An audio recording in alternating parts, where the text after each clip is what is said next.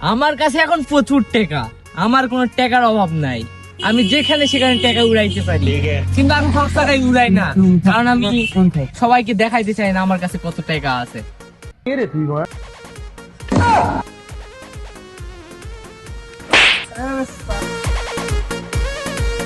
ভাই কি কথা নাই? তো টাকা দে, টাকা ভাই অনেকদিন থেকে।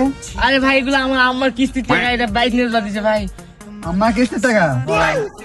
আচ্ছা, তো ভাই একটা কথা হচ্ছে, যেটা দেখছেন জুতা দেখি করবেন ভাই? এটা হচ্ছে আমার নগদ টাকায় কোনো কিস্তি ছাড়া ভাই দামি জুতা। ভাই বুঝতে পারছি ভাই।